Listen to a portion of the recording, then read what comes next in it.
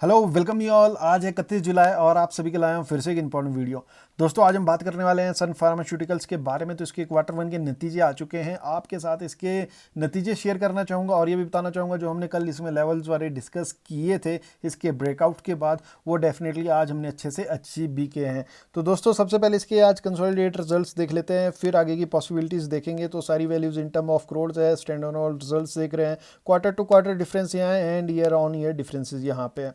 तो सबसे पहले टोटल इनकम की बात करें तो भैया कंपनी की टोटल इनकम लगभग 2.9 करोड़ रही है, जो पिछले क्वार्टर के मुताबिक जो 4.0 करोड़ थी। तो लगभग हमारे को जो डिफरेंस देखने को मिल रहा है 1.1 करोड़ के डिक्लाइन हमारे को देखने को इनके टोटल इनकम में क्वार्टर टू क्वार्टर देखने को मिल रहा है और ईयर ऑन ईयर बेसिस भी डिक्लाइन देखने को मिल रहा है 3.3 करोड़ से 2.9 करोड़। तो यहाँ पे भी हमारे को लगभग 0.4 करोड़ के अगर हम बात करें तो डिक्लाइन देखने को मिल रही है टोटल इनकम। वहीं एक्सपेंसेस पे नज़र डालें तो भैया इस बारी की जितनी इनकम हुई है उससे इनके जो एक्सपेंसिव है लगभग अगर डिफरेंस देखोगे तो आपको लगभग आपको जो डिफरेंस देखने को मिलेगा मोटा मोटा वो 500 करोड़ 0.5 करोड़ के हमारे को देखने को मिलेंगे। अगर यहाँ पे कंपेयर करोगे तो यहाँ पे अगर आप कंपेयर करोगे तो 1.2 करोड़ की डिफरेंस है एंड यहाँ पे कंपेयर करोगे तो लगभग हमारे को जो डिफरेंस देखने को मिल रहे हैं वो 0.8 के देखने को मिल रहे हैं। तो एक्सपेंसेस इस बारी कहीं ना कहीं कंपनी के ज़्यादा हुए हैं एज़ कम्पेयर्सन टू अगर पिछले क्वार्टर की इनकम के साथ की जाए, मतलब इनकम भी कम हुई है और एक्सपेंसेस भी कहीं ना कहीं ज़्यादा होते हुए हमारे को देखने को मिल रहे हैं। तो वहीं अगर हम बात करें इसके प्रॉफिट फॉर द पीरियड की, तो profit for the period stand alone में इनके प्रॉफिट्स रहे हैं 531 करोड़, जो पिछले क्वार्टर के प्लंज होके हाफ रह गए हैं पिछली बारी, क्योंकि 1150 करोड़ थे और वहीं उससे पिछली बारी जो ईयर ऑन पहले 763 करोड़ के थे। तो भैया लगातार downfall year on year basis and quarter to quarter major मतलब कि डाउनफॉल्स हमारे को इनके प्रॉफिट्स में देखने को मिले हैं। तो ये थे इनके स्टैंड ऑन रिजल्ट्स। अब देख लेते हैं इनके कंसोलिडेटेड रिजल्ट्स। तो कंसोलिडेटेड रिजल्ट्स आपके सामने हैं। टोटल इनकम बात करें तो ईयर ऑन ईयर फिर से हमारे को डिक्लाइन 8.5 से 7.7 करोड़ और क्वार्टर टू क्वार्टर 8.2 से 7.7। तो यहाँ भी डिक्लाइन, अगर यहाँ पे यहाँ का डिफरेंस निकालें हम तो लगभग यहाँ पे 1.5 करोड़ के डिफरेंसेस देख रहे हैं और यहाँ पे अगर हम निकालें तो लगभग हमारे को डिफरेंस जो देखने को मिल रहे हैं वो है 0.8। Means quarter to quarter basis expenses अच्छे से मैनेज करते हुए नहीं है ये कंपनी। और वहीं अगर ईयर ऑन ईयर बेसिस पे बात करें तो लगभग 8.5 और 6.9 यहाँ पे हमारे को जो डिफरेंसेस देखने को मिल रहा है वो 1.6 देखने को मिल रहा है। तो वह ये ईयर ऑन ईयर बेसिस में तब भी कहीं ना कहीं एक्सपेंसेस मैनेज हुए हैं, पर अगर हम देखें क्वार्टर टू क्वार्टर बेसिस पे मैनेज होते हुए नहीं देखने को मिल रहे हैं। और वहीं अब आ चुके हैं इसके रिजल्ट्स पे। तो भैया इस बारी के जो कंपनी के प्रॉफिट्स है वो लॉस में बदल गए हैं। लगभग 1655 करोड़ के लॉसेस में रही है कंपनी, जो ईयर ऑन ईयर बेसिस में प्रॉफिट टू लॉस मेकिंग हुई है company and quarter to quarter से भी from profit making company to loss. तो ये जो लॉस हुए हैं ये इनके एक्सपोनेंशियल आइटम से हुए हैं।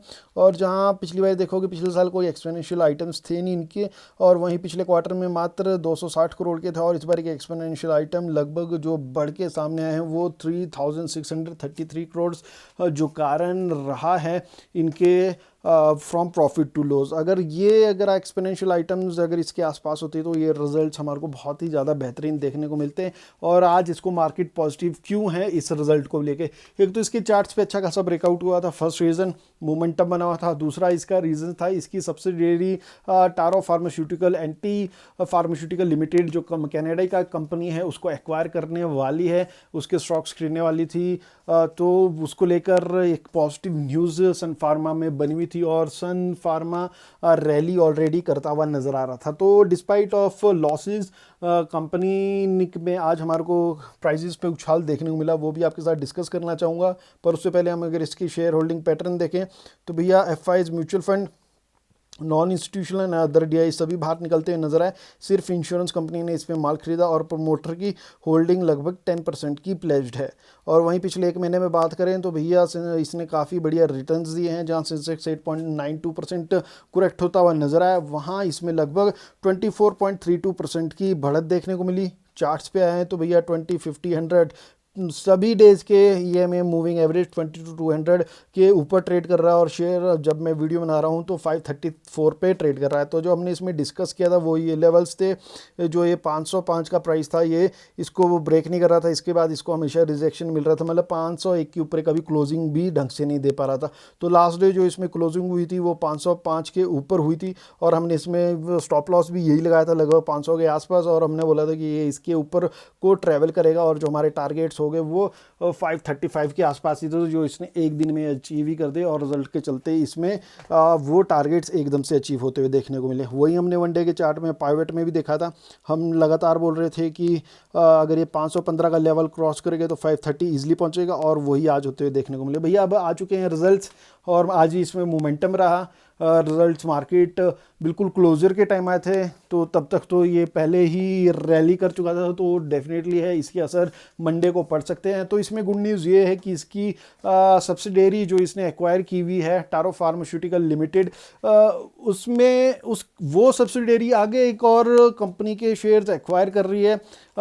एंड तो ये एक पॉजिटिव न्यूज़ थी जिसकी वजह से इसमें रैली को सपोर्ट मिला। अब आए हैं इसके रिजल्ट्स, तो एक्सपोनेंशियल आइटम्स की वजह से company from profit making to loss making हो चुकी है। तो कहीं ना कहीं इसमें स्लाइड करेक्शंस हमारे को देखने को मिल सकता है। पर आपको पता है फर्म जो फार्मा सेक्टर है लगातार ग्रो होता हुआ हमारे को देखने को मिल रहा है, वो भी लगातार डिस्पाइट बाकी सभी सेक्टर में हमारे को प्रेशर या प्रॉफिट बुकिंग देखने को मिलती है।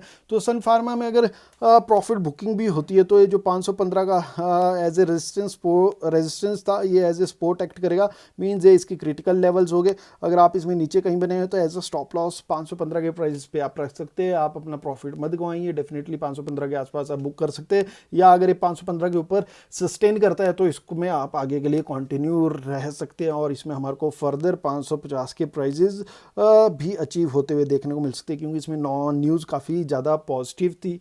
पर क्वार्टर रिजल्ट्स का एक ही दिन इम्पैक्ट पड़ेगा, रोज़ रोज़ नहीं पड़ने वाला है इस शेयर में।